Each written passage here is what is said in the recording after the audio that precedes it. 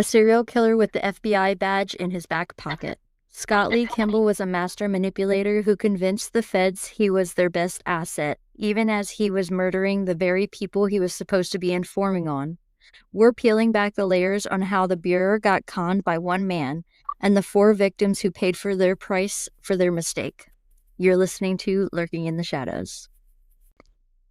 Well, this sounds like a crazy one. I hope it's quite interesting for everybody because I actually dove into this not knowing all the details myself, so it was a nice little... Well, welcome, yes, Shadows. welcome everybody. We're hanging on by a thread over here. Yes. Podcasting has been an adventure and a half, I will admit. But yes. So if you watched our last few, I don't know how many episodes have we done where we're together, 2 or 3. You'll see we're apart again. Yeah. Due to some scheduling conflicts. Yeah, we're doing our best here. And that's what you guys get. Our best. Yep. Yeah. Hopefully. Well, I guess you can let us know. Do you prefer us together or apart? We prefer together, so just putting that out. I prefer that. I feel like it's way better to tell a story. So please stay together. But yeah, so, you know what? Yeah, we made up your mind. I agree. Yeah. So, but your opinion doesn't hopefully, well, yeah, hopefully everything is smooth and everything goes good for this episode because it was definitely an adventure and a half to get here. Scott Lee Kimball was born September 21st, 1966 in Boulder, Colorado to parents Verlyn and Barb Kimball. He had a younger brother named Brett, and when Scott was 10, his mother came out as lesbian, so they divorced. His father left them, moving out of state to Montana and remarrying. I'm not sure exactly where their mother went, but both kids would then go to live with their grandmother. Scott, at age 10, and his brother at age 7 were unfortunately exposed to their 41-year-old neighbor named Theodore Payton. Theodore, like most predators, must have been very good at hiding his evil side because he was able to convince the boys' grandmother to let him take the boys to his cabin in Nederland, Colorado.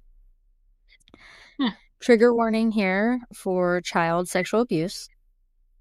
Theodore was taking these boys to his cabin that he owned in Nederland to abuse them.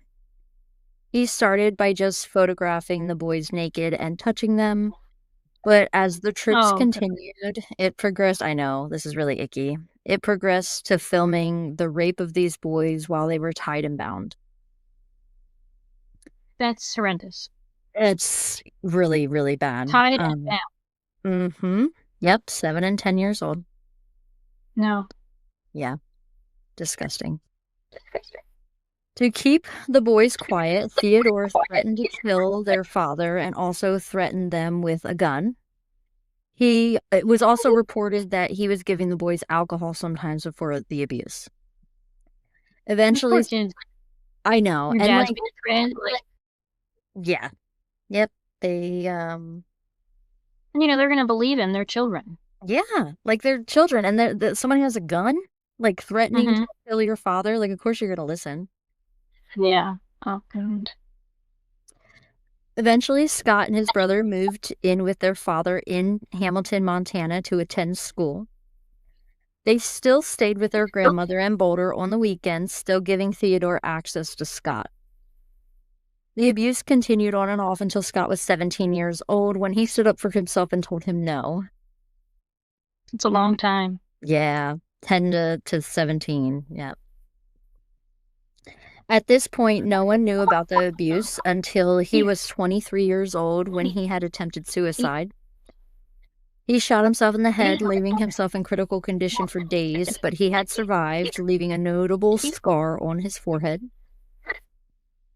Family reported Scott was just a little different after his incident. He was left with a scar, and family described him as if he, quote, lost his conscience. I wonder, what part of his brain he, hit.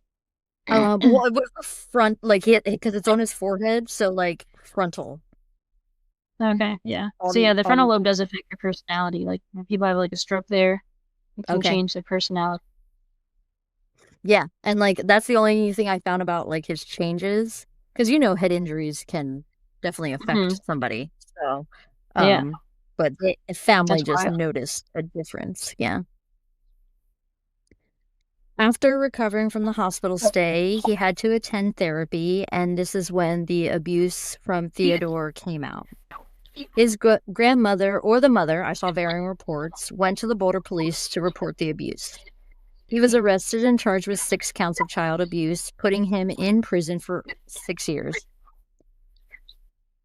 There were upwards of 700 photographs in evidence. He was convicted in 1991, which was before a law had passed in Colorado requiring sex offenders to register his address. So, as far That as I man could needs find, 600 years. I know 600. Could you imagine just 6 years for abuse? Years of abuse. Not even, and like Right. seven evidence of photographs on his computer and everything else, or wherever Yeah, like 6 years doesn't even cover the amount of years that he was doing that. yeah. So I don't know. And he had a whole It, ass cabin. They weren't his first yep. victims. No, and I also read varying reports like it was multiple kids that were victims, not just these two. Yeah, and Just 6 years? Like, what kind of, what? that's Who's the nothing. judge in that case? A disgusting one. Mm-hmm. And as far as I could find, um, he's living free. I'm not sure. I couldn't find exactly if he's still alive. He would be about the age of 82 at this point, just living his life. Well, he needs to die. I hope so. That's too. If he's still kicking at 82, it's been too long. Yeah, that he didn't deserve to live that long. Yeah. By the age of 22, Scott started writing bad checks in Montana, which would land him with his first felony. In that same state, he was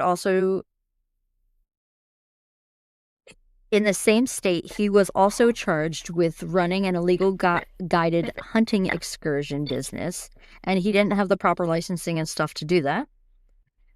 By What 19, were they hunting? Legal oh, hunting excursion? like they were just hunting like elk and moose and things like that. Oh, okay. But like for you to run a business like that, especially because there's liabilities, you have weapons, Hmm. obviously, and you're going out, like you need like proper licensing and like insurance and things like he was just doing it Yeah. like some Joe Schmo taking you out, like let's go hunt moose and elk. By 1993, he was released from prison and was married to Larissa Minier. They decided to move to Spokane, Washington, where they would have 2 sons. They did divorce in 1997, but remained living together until 1999 while they were in a custody battle. Larissa alleged that Scott raped her at gunpoint, and Scott claimed nothing like that had happened, and that she was just trying to get something on him since they were going through a custody battle. Larissa failed a polygraph, so police decided to not file any charges, and that incident was dropped. Yeah, it's hard to know what to believe in a situation like that. It could go either way. Yeah, and at this point, his little criminal career life is just very baby. So, like, he doesn't really Mhm. have a He's just record getting record started. yet. Yeah, he literally, yeah.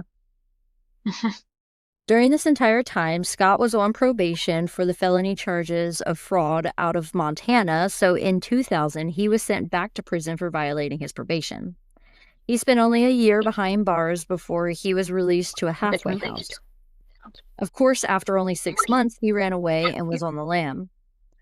Larissa went to police again after Scott had broke into her house in Spokane and kidnapped and raped her.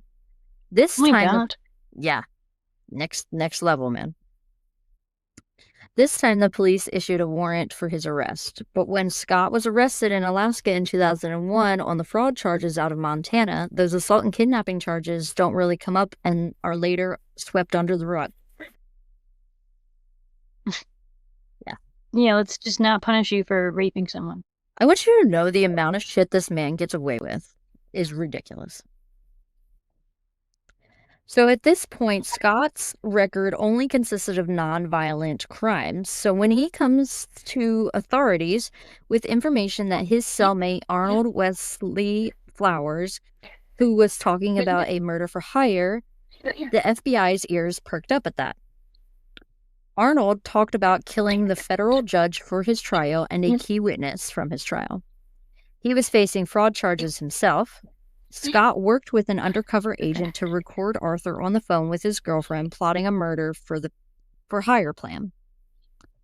This would put Scott's foot in the door with the FBI when the info panned out and both Arthur and his girlfriend were arrested in March of 2002 and charged with murder for hire, witness tampering, and attempting to murder a federal official.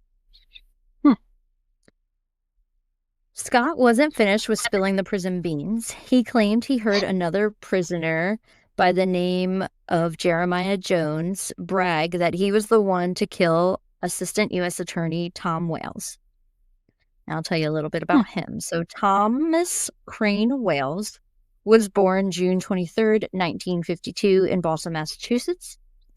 He was a Harvard graduate in 1974, where his roommate was Robert F. Kennedy's son, Joseph Patrick Kennedy II. He graduated from Maurice A. Dean School of Law in 1979.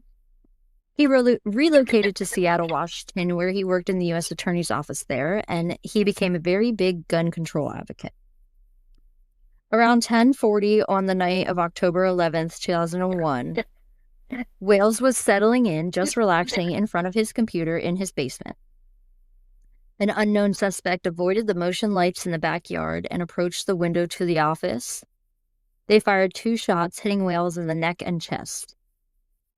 He used a Makarov pistol. The shell casings were left behind, and the neighbors heard the shots and called 911. Wales died the next day in the hospital.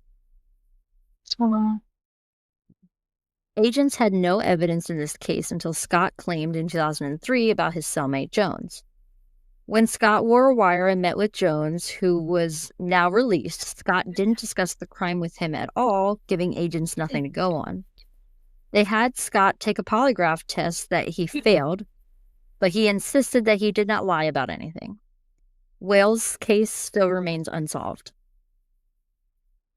Interesting. Yeah. While the FBI was investigating Jones, they moved Scott out of Alaska out of precaution for his safety. In April of 2002, he was transferred to Englewood, Colorado, and this is when Scott caught the attention of Carl Schloff.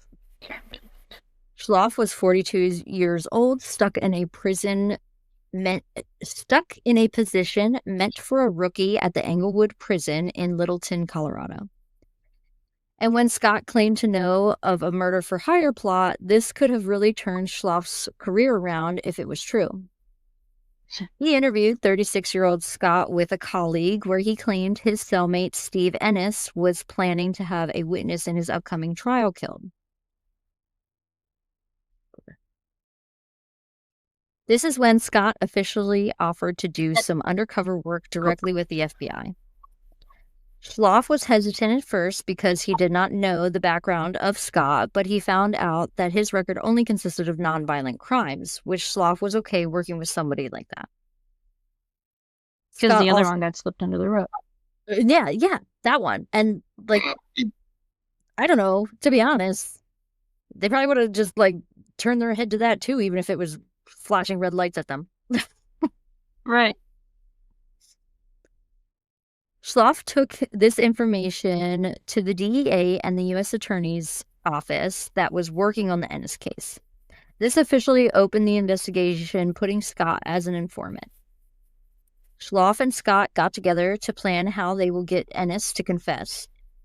They decided Scott will tell Ennis once he is released from jail, he will kill the witnesses he once murdered, and this would hopefully trigger Ennis to confess to his plans.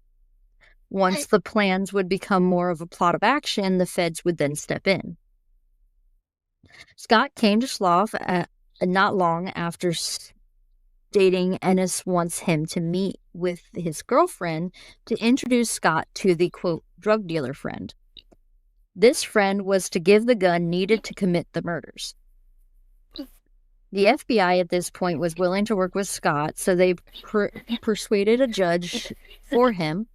And on December 18th, 2002, Scott was released on a $10,000 unsecured bond.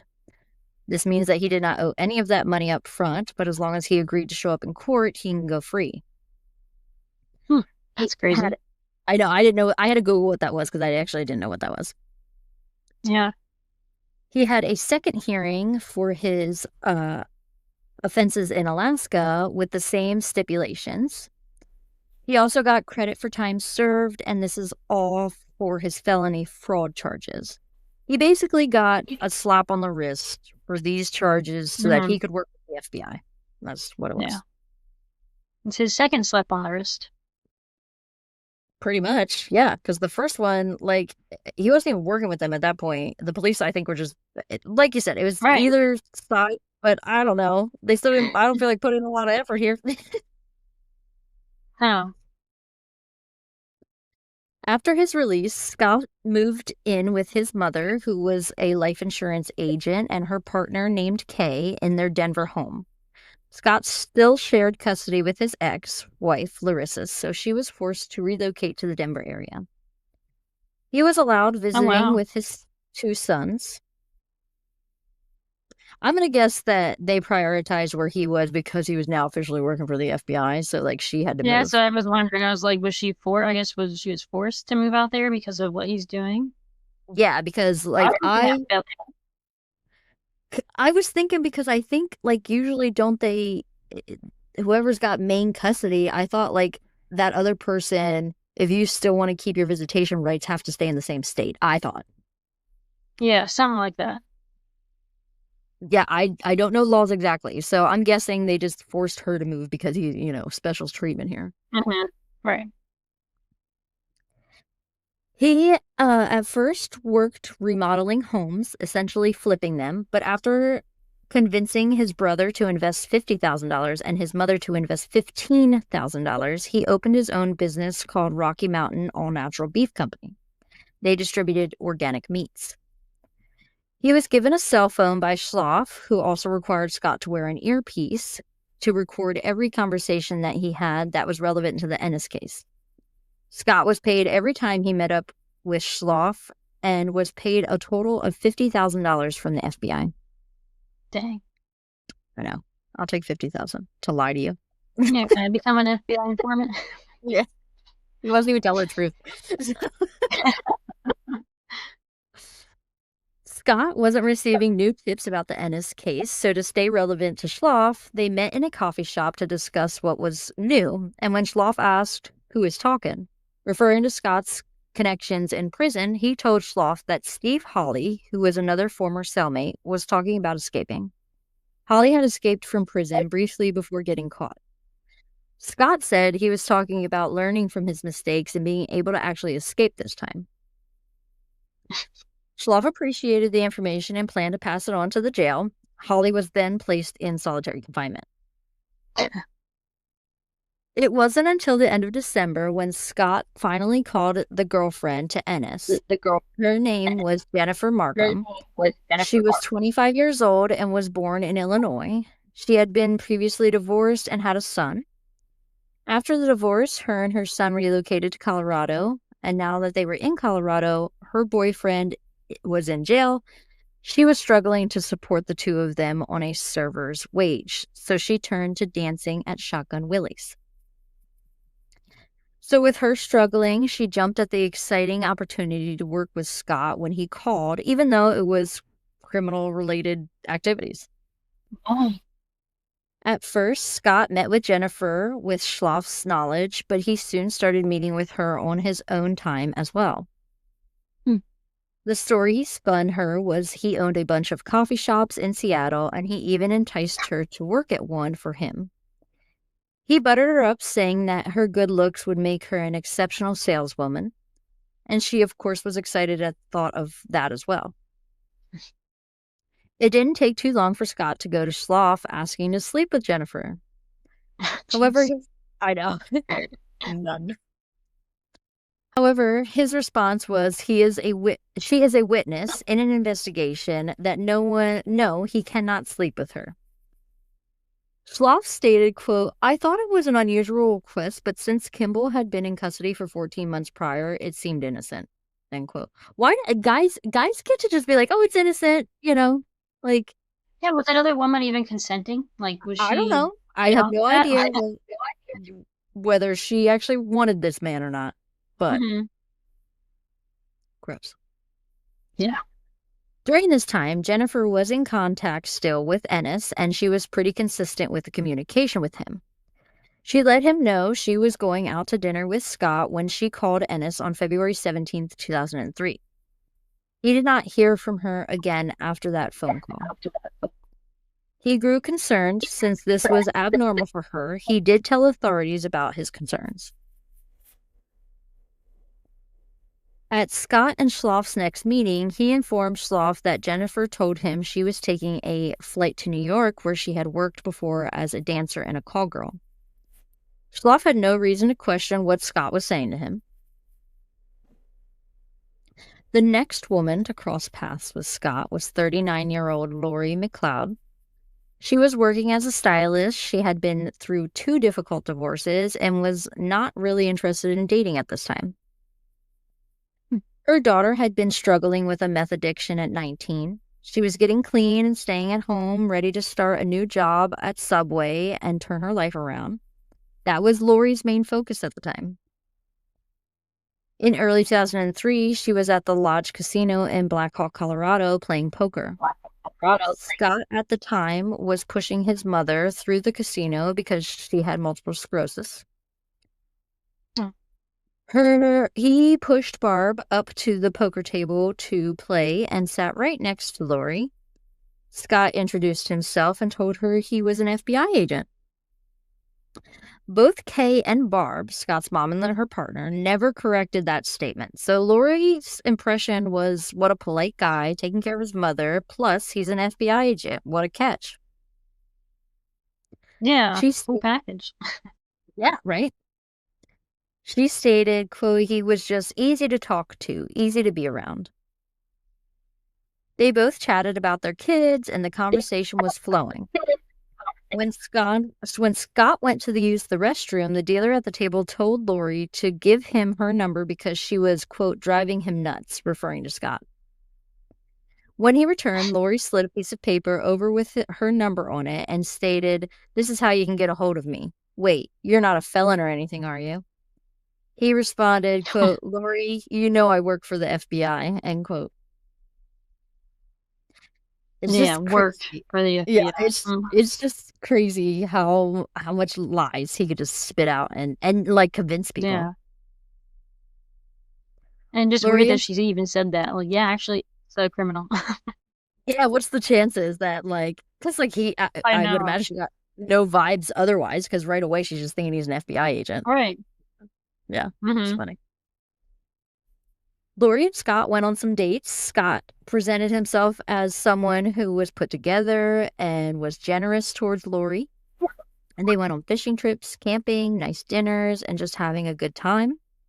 Scott showed her a laptop with an FBI emblem on it and an FBI badge, but they were both fake. Lori was smitten with him and told all her friends and family about this new man that she had met.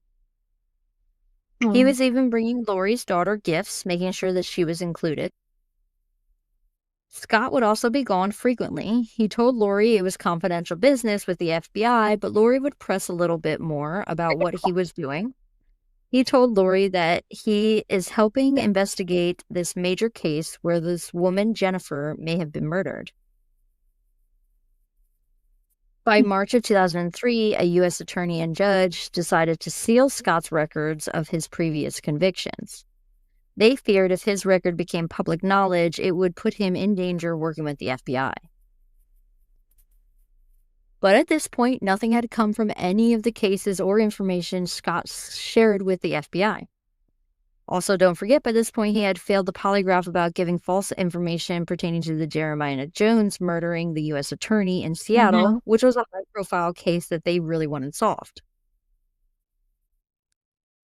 This is when an FBI agent from Seattle contacted Schloff by email stating Scott was untrustworthy, which pissed Schloff off because it was now in writing that an FBI informant that was helping work on open cases was untrustworthy.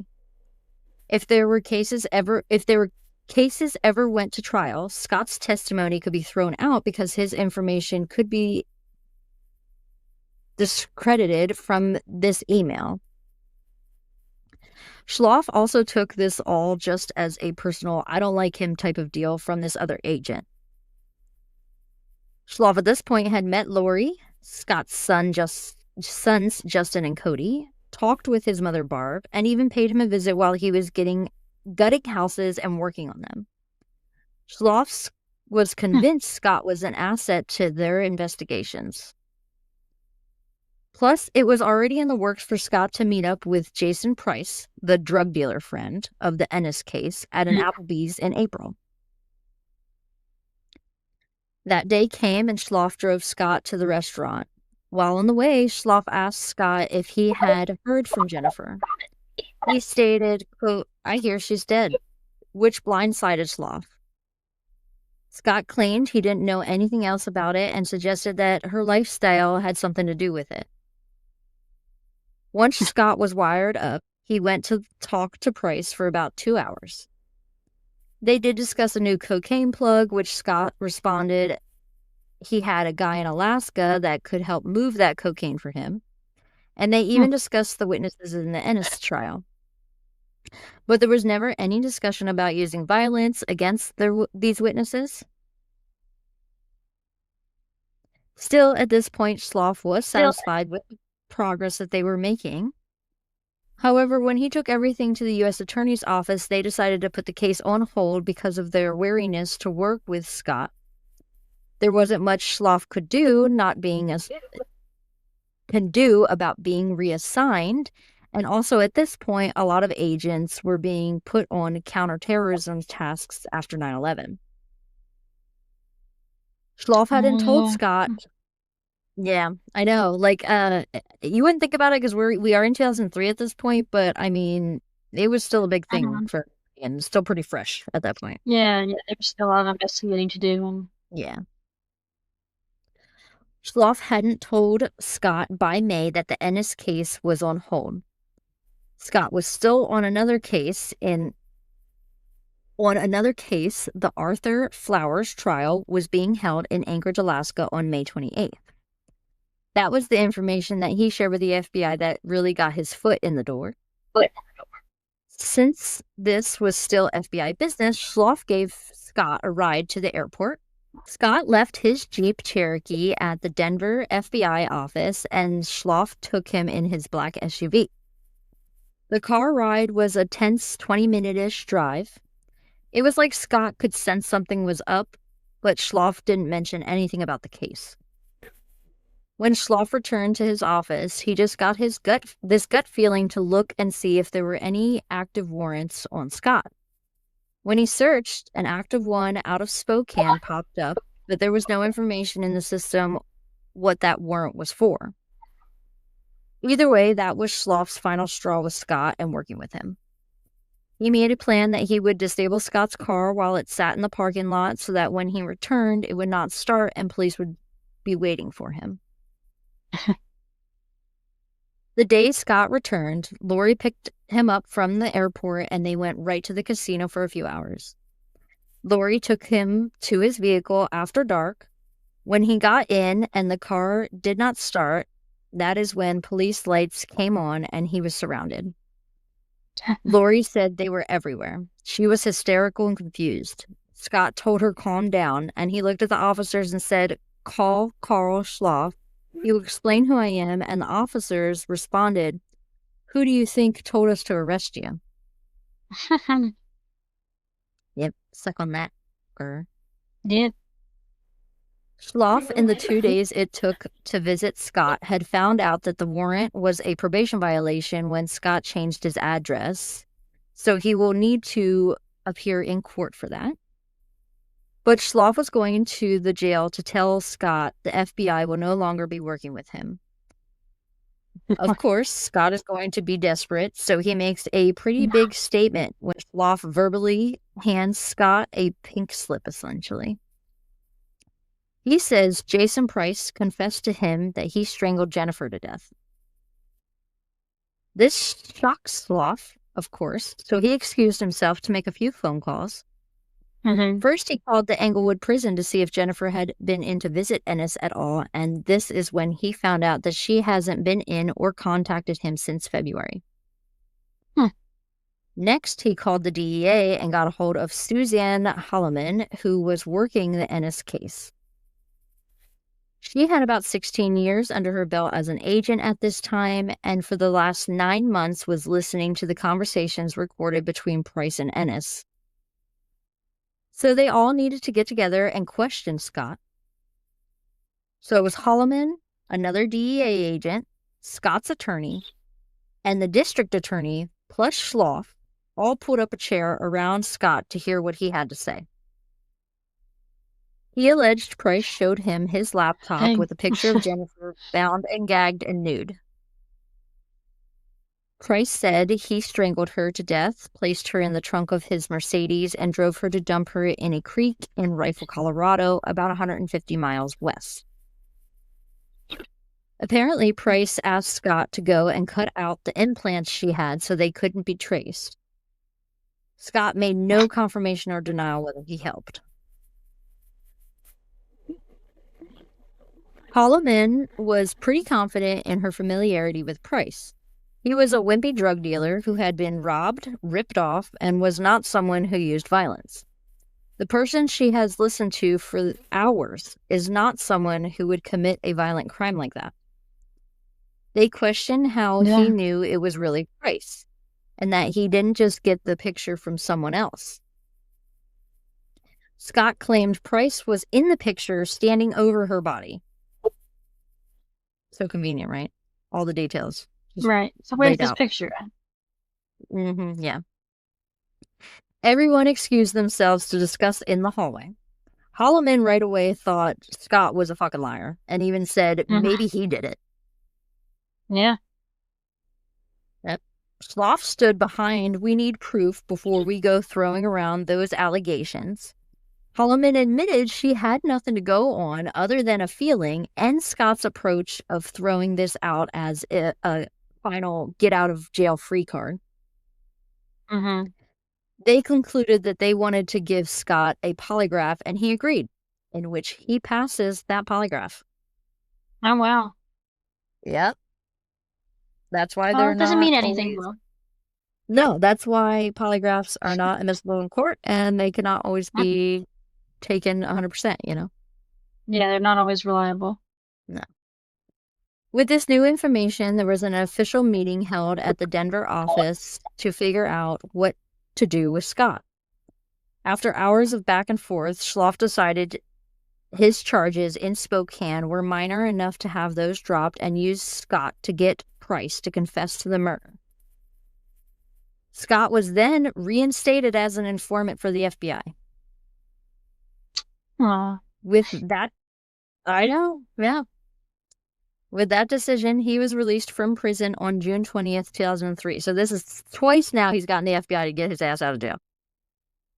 Yeah, then he knows how to really smooth talk him. Yeah, he does. Since his release was so quick, Lori had no reason to doubt Scott when he explained it was all part of him working a case and there was nothing to worry about.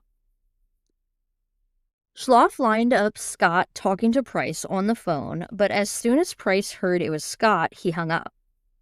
He told Schloff, I don't know why he hung up, when Schloff asked what happened. With no body or information on Jennifer, Schloff decided to investigate a little more. He found in his deeper investigation that her 1996 Saturn was found at the Denver airport and was impounded by the Denver Police Department. He also discovered no record of her flying to New York. He had her vehicle looked over, but no forensic evidence was found. When her parents were contacted, they believed that her drug addiction and lifestyle were the reason that she didn't contact them. Missing posters were put all over Denver, but no viable tips came in. Now, in August, Scott left for what he said was a hunting trip.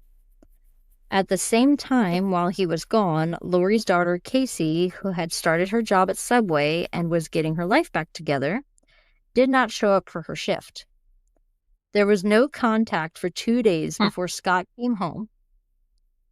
He consoled Lori and made promises that he would use his work resources to find her.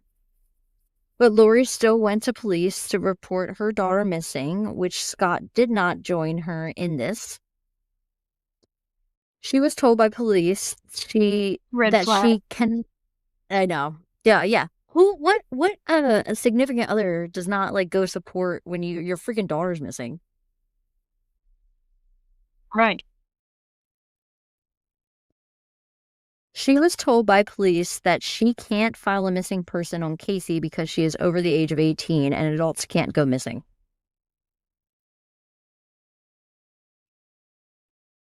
Adults can't go missing. Yep. That's what she was told. So how do you explain the thousands of missing persons reports? Don't ask me, man. Adults I don't can't go know. missing. Adults can't go missing. Isn't Okay. that crazy? That's... I don't even have a word for that. That's insane. I know. That is insane. And if you guessed it, Then why to do we have Lori's... missing persons task forces? I don't know, man. They expect only children can go missing, I guess. Apparently. Oh, I was just saying, yeah, because adults can't be murdered and, discarded somewhere, and that's why they're missing. Yeah, and I want you to know if I don't come home, I'm missing. Yeah. That's So, crazy. if you're not surprised by this as much as I am, but Lori was surprised when Scott agreed with them, and he held on to the fact that she was a runaway before and she is an adult and will come back when she is ready and wants to. Bye, Scott. Dump him right there. I know, right? I would have been like, bye, Felicia. Yep. Lori, of course, tried to do as much of her own digging as she could to find her daughter. She questioned Casey's boyfriend. He told Lori they were staying in a hotel that night together that Scott had paid for. And that day, Scott came to pick up Casey that night for work, and she never came back. And when Lori questioned Scott, he claims the boyfriend was on drugs and that story wasn't true. It wasn't long after all of this, poor Lori, who is distraught over her daughter, was approached by Scott saying if they would get married, it would make it easier for him to help find Casey with his resources. How? She agreed. What changes? Yeah. No. She agreed, and they were married in a drive-through chapel in Las Vegas. As soon as they returned... lady. I know. Lori. As soon as they returned home, Scott took Lori to his mother, Barb, who was still a life insurance agent. He told Lori they needed to protect themselves and each other, convincing her to take out the same life insurance policy that Scott had on both of his sons. And you guessed it, Scott is the sole beneficiary for that policy. Of course he is. Yep. Run, Lori. Run. Fast forwarding to December, Casey is still missing, and Scott, behind Lori's back, went to appear in federal court in Alaska for his earlier fraud charges. In court, they decided to try him for the lesser charges out of all of them. They presented all of the good and bad about Scott, pointing out his less than clean record since being released, but also pointed out his assistance in the Flowers and Ennis case. The judge decided to give Scott 3 years of federal probation, a $5,000 fine, and he had to pay Wells Fargo $8,287.94 for the fraudulent checks that he wrote. With this final verdict, Scott was no longer able to work with the FBI. By all means, he could call Schloff and volunteer information, but he could no longer work as a paid informant. With no new leads or information coming So he's from going back. Scott, Schloff. So he's what? Is he going back to prison then? Well, he's going to be on probation. He Or is doesn't he have to just go. okay? Yeah, probation. Yep, he's on federal probation. 3 years of Okay. federal probation. With no new leads or information coming from Scott, Schloff and Scott fell out of contact. Lori and Scott were struggling in their first years of marriage. Casey never came home, and this is pretty icky if Scott hasn't been icky enough for you, but Scott called his son Susie to mock him because Justin was described as a more gentle and feminine boy. Wow. Yeah, what a fucked up father. It gets worse. Yep. It gets worse. On July 14th, 2004, the boys were at Lori and Scott's house playing in the yard, just digging holes and being boys. It was getting dark, so right after 9 p.m., Cody came inside for flashlights because they were trying to catch mice. He grabbed his supplies and drinks and went back out to the yard. It was only a few minutes later, Cody came running back inside, screaming, "Call 911, Justin is hurt." Lori quickly called 911 but didn't have any clue what happened until Scott ran by screaming about Justin's back. So Lori was telling the 911 dispatcher that they need an ambulance, but by the time she finished that sentence, Scott had Justin in the Jeep in the passenger seat and he was driving him to the hospital. Lori grabbed her keys and loaded up Cody and wasn't far behind them. When they got to the hospital, they found Justin on a gurney, vomiting and convulsing. Before Lori could figure out what was going on, Scott came and told her that when Justin went to open the window to throw up because of his gaping head injury, he accidentally opened the door and fell out while he was going 60 miles per hour. What? Scott stated, "There is no way he's going to make it." This 10-year-old fought for his life for 2 weeks in a coma until he woke up, and the first thing that he said was, "Why did Dad do this to me?" Oh. Justin, that's the first thing he said? Yep. And Justin said his dad pushed the metal grate on him, and then on the way to the hospital, his dad opened the car door and pushed him out. Wow. Right. Is this not fucking bad And shit? what's he doing this for? Insurance money? The insurance money is the only motive I could find. What the fuck? You're gonna try and kill your own child for insurance money? Yep. The police wanted to look into the matter, but it was one word against another. Larissa and Lori also said that his neurosurgeon also said his memory was affected by his head injury. Also, Oh, come on. He's the one in the bed, almost dead. I think what he's saying is probably true. Right? Why are we discrediting what he said? Like, that was the first thing that came out of his mouth. Yeah. He knew what happened. Yes. And the story makes no sense anyway in the first place. Mm-hmm. Wow. Also, where Justin was injured at his home versus where he fell out of the car were two different jurisdictions, so police were not really taking the lead on either end. So that matter essentially was dropped. Wow. Yeah. Attempted murder on his child, and they're just going to forget it. Yep. Are we at least going to get CPS involved here? No, nobody was called. Nobody cared. Jesus. I feel like that the hospital would have a little liability there too then, because... Yeah. But, I mean... abuse, we have to report it. He probably just chalked it all up like, oh, a tragic accident. Yeah, yes. There's a lot of gray area there. There is. While Justin was in the hospital, still recovering, Scott's Uncle Terry drove from Alabama to help take care of Cody. He was freshly divorced, traveling with his 2 dogs in a tractor trailer.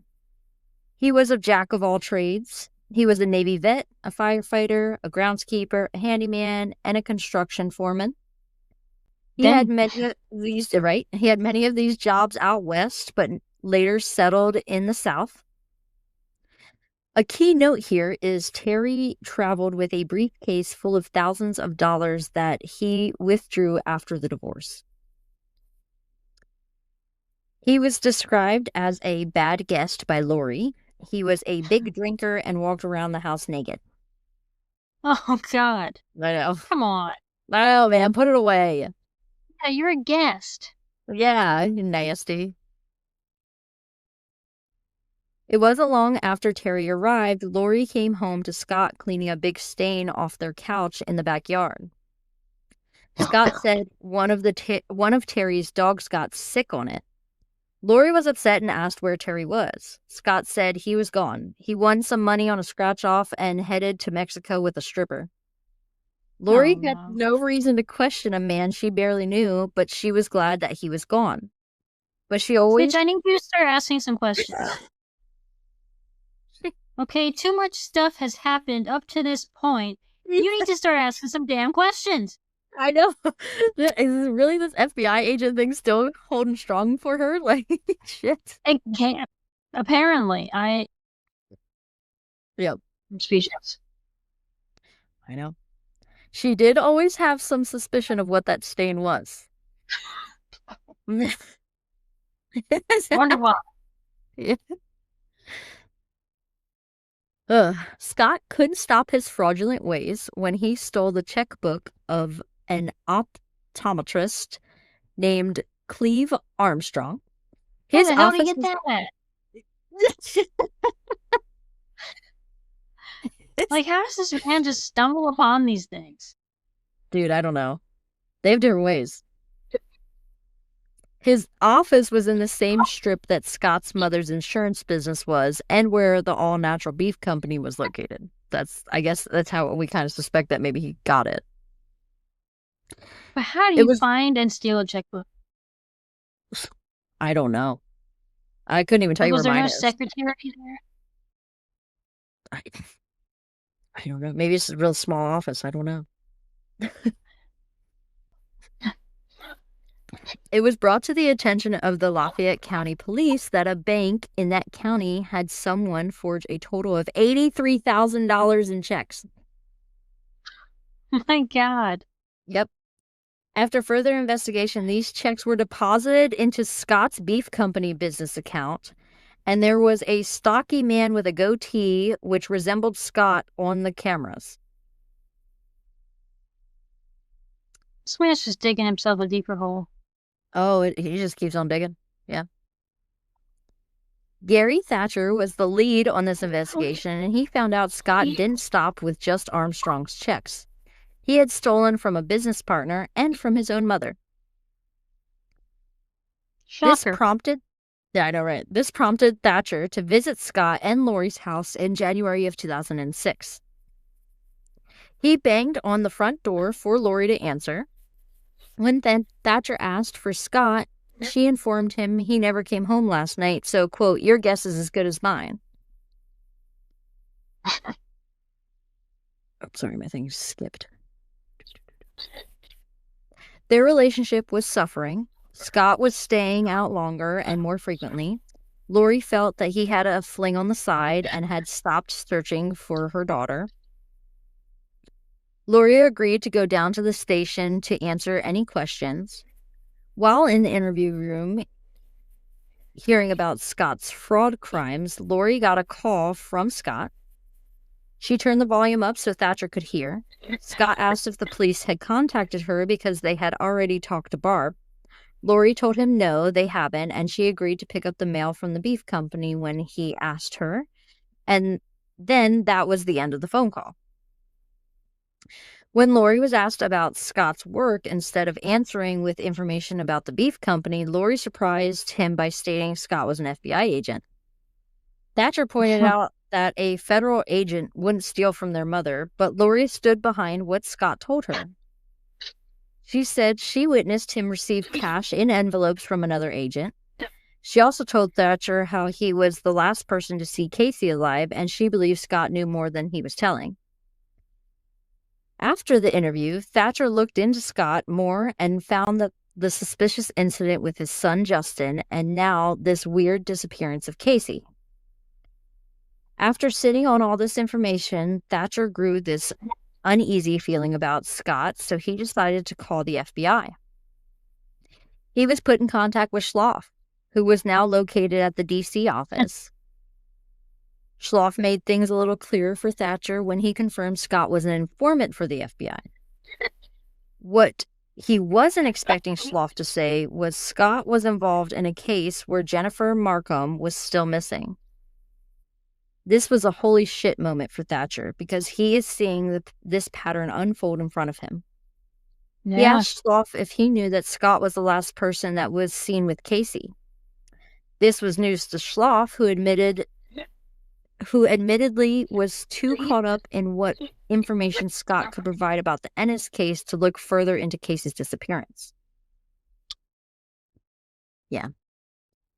At the same time, Schloff and Thatcher came to the conclusion they might have a serial killer working for the FBI. Yep. Now they have a mess to clean up and a couple of cases to build. Thatcher met with another agent, Johnny Grusing, to go over things, but without a body for Casey or Jennifer's case, and no evidence to link Scott to any foul play related to them, there was no case to really build. What Thatcher did have, though, was a felony fraud case who he could begin working on. One of the places Scott was visiting while away from Lori was his brother Brett in California. He came forward to Thatcher and let him know that Scott gave him a bunch of guns to hold on to for him. Scott is a felon and cannot possess guns, so Thatcher issued a warrant for his arrest. Nice. Scott had recently changed his cell phone number, so Lori gave it to police where they were able to trace him to an area in Coachella Valley. They staked out that area with local police to help, and the FBI agents and marshals were ready to arrest Scott. On March 14th, 2006, Scott was seen leaving his girlfriend's office, so Lori was correct with her thoughts that he had a girlfriend. Oh. Her name was Denise Pierce and was 31 years old. Two marshals spotted his maroon Ford F-350 weaving in and out of traffic down the main highway in Riverside, California. An unmarked minivan with two non-uniformed police officers pulled up beside Scott and attempted to pull him over. He got on the phone right away to Denise, who could hear sirens and helicopters. She told him to surrender, but he said he can't because they will kill him. So he just kept on driving, starting a chase that included a bunch of law enforcement, news crews, and a helicopter all following. He reached speeds of up to 80 miles per hour as they tried to throw down spike strips, but Scott turned off the road before he hit them. Of course. He drove a total of 260 miles, being chased the entire way until he ended up in a farmer's field where he was boxed in and his truck sputtered to a stop, running out of gas. I was gonna say, and he didn't run out of gas. He ran that motherfucker out of the drops. Dang. Yeah. 6 armed men got out and surrounded the vehicle. They couldn't tell if Scott was armed, so they stayed back. They could see he was on the phone, but weren't sure if, like I said, if he had a weapon. Mm-hmm. It didn't take long before he had stepped in and out of his vehicle and finally put a gun to his head, answering the question whether or not he was armed. He threatened to kill himself and yelled he wanted to speak to Schloff. The marshals called Schloff while he was at a Washington Capitals hockey game. Schloff was able to... I know. Poor guy. Schloff was able to talk Scott into surrendering. He exited his truck, knelt down on the ground, and gave in to the police to arrest him. At first, Scott was sent to Denver, but he was quickly transferred to Montana, where he was held for never checking in on his probation from his crimes in 2001. Hmm. At this point, the FBI is just happy Scott is in jail for some crime at this, like, just so they have some Yeah, time. they got. Mm-hmm. Yeah. It took until May 22nd, 2006, for them to bring Scott to trial over the weapons charges out of Denver. After the judge heard from Scott stating he would like to get help and change his ways, he was sentenced to 10 months in jail and 6 months in a halfway house after finishing his time in Montana. Now, Thatcher and Grussing, their main focus is to build a murder case against Scott. Their first stop was talking to him personally in Montana. He denied knowing anything about where Jennifer or Casey were. Their next stop was to contact anyone that was close to him. Larissa stood behind Scott raping her twice. They also Oh, heard God. an interesting story from Scott's cellmate named Brett Gamblin. He said after one night when he had already started working for Scott in the beef company, him and Scott were drinking together when Scott asked if implants were traceable. When Brett said, "Yes, Scott," allegedly, he said, "Oh man, would you help me get something off of a dead body for a friend?" This is basically like before asking for a friend became popular, he was asking for a friend, you know? Yeah. That's funny. Luckily, he said no. He also claimed Scott told a story about how he knew a drug dealer who paid someone $10,000 to kill a woman involved in a high-profile case. Hmm. Now that Scott is behind bars for the time being, Lori unfortunately was evicted from their condo. She put all of his possessions in boxes in storage. Within his possessions, she found a handwritten work schedule for her daughter Casey's last week of work. Huh. It was just kind of weird for him to have something like that. Yeah. This prompted Lori to hand over Scott's laptop and desktop computer to the feds. They found hundreds of videos and pictures of snuff material of women. Oh, come on. Yeah. Like what you They went also, through as a child, that's what you're gonna do. and that's what you're going to do. Yep. They also found search history of a Kansas serial killer that bound and tortured women. BTK? I didn't, the article I had did not state who it was, but that's the only Kansas Yeah, serial me. killer I could think of that binds and tortures women, so. Right. Yeah. There was one picture found on his computer of a beautiful, normal-looking female that none of his friends or family could identify. The only person who could identify this woman was Holly. That was the escape artist Scott snitched on. He said that woman He said that woman in the picture was his girlfriend, and her name was Leanne Emery, and he hadn't heard from her since early 2003. Hmm. He was confident that Scott had met with her. Leanne was petite with hazel eyes and was 24 years old. She suffered from bipolar disorder but was known for her loving personality. She loved animals and rescued a wide variety of pets. She took up Wow. dancing as a job over pursuing a career to help take care of her sick mother. As far as Holly knew, Leanne was to connect with Scott for some fraud scheme where they would steal credit cards from discarded mail. He just couldn't stop with his fraud. I mean, he came all different ways. She was never told when Holly was put into solitary confinement, due to what Scott did, which Mm-hmm. caused her to become more reliant on Scott. No one had any idea that Scott was actually making promises to Holly to help him escape when he got out himself. Thatcher learned all of this when they interviewed him while digging deeper into Scott's case. When they took this information and dove deeper, they discovered that Leanne had planned a 2-week trip where she told her parents she was going caving. But she called her sister Michelle to tell her if anything happened to her that she loved her. The two apparently traveled through Wyoming, Oregon, and Washington State, stealing checks and cards. Her credit card was used for gas during the trip and was able to be tracked. One night, she also called her cousin, Heather, and was chatting because Scott had gone out. She told the cousin he would kill us both if he knew we were talking. Before ending her conversation with her sister Michelle and her cousin Heather, both times she said, "This could be the last time I talk to you, so just know I love you." Oh, gee. She was never heard from again. No. The father, Howard, was informed by police that her car was found abandoned. And like any father would, he began trying to find his daughter, but unfortunately, he did not make a lot of progress on his own.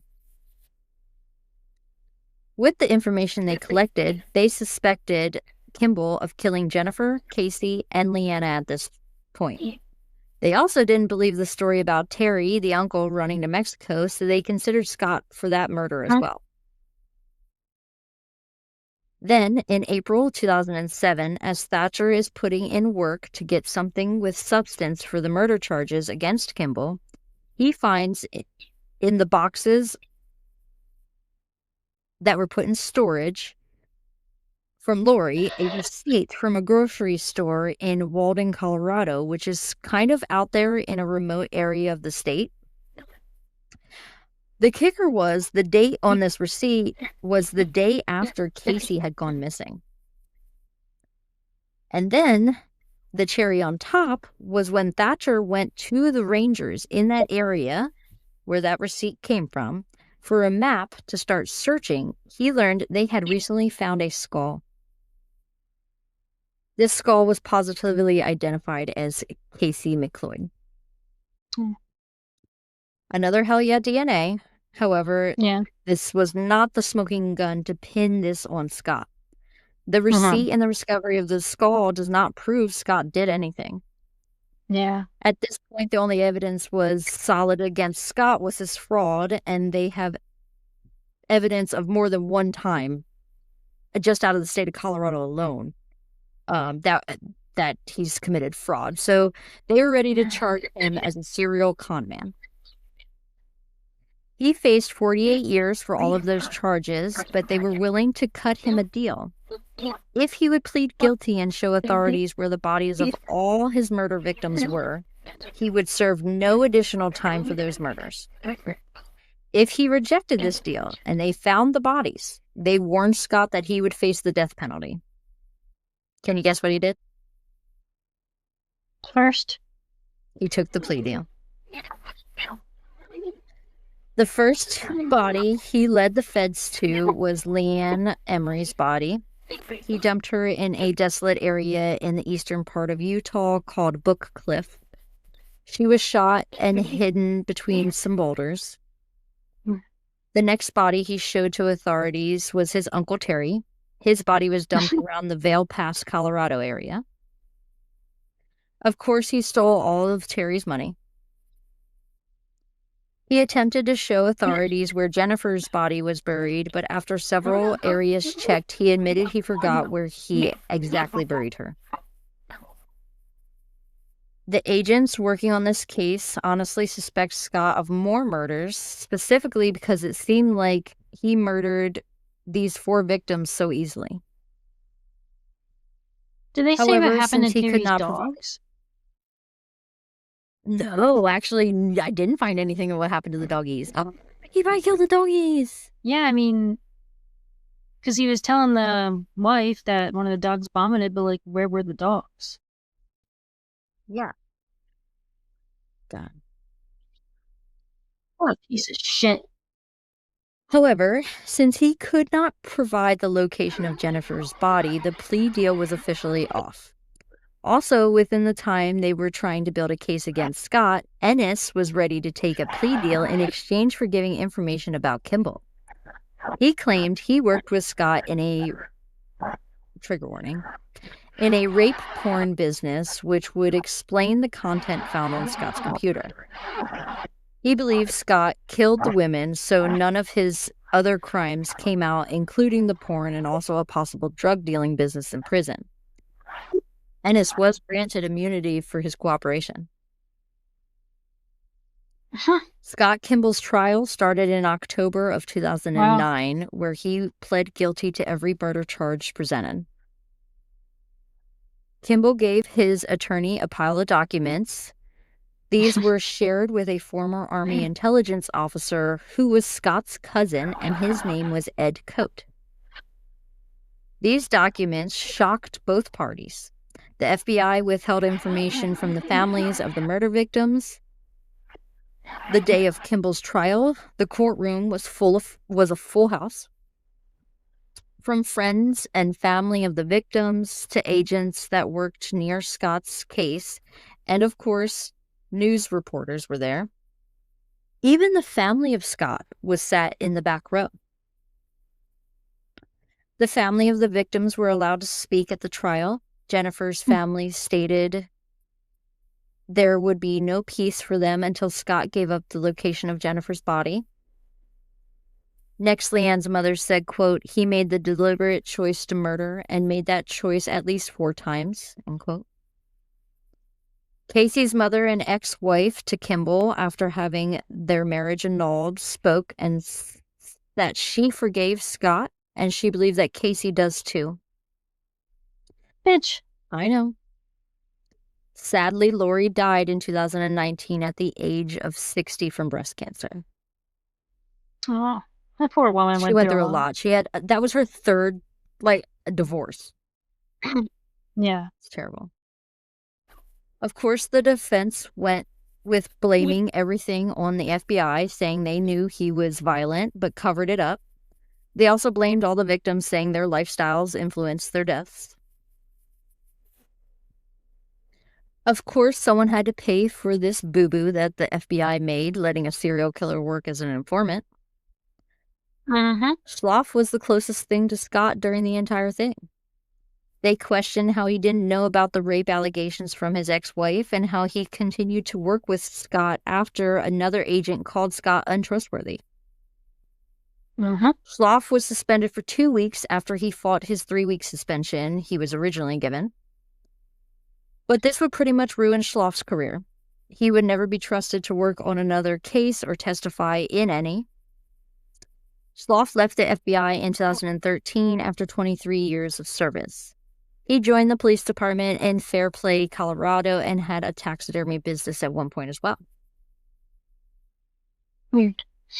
Scott was sentenced to 70 years on top of his weapons and fraud charges, and he will be eligible for parole in 2054 when he is in his late 80s, right around the age of 88 he should be.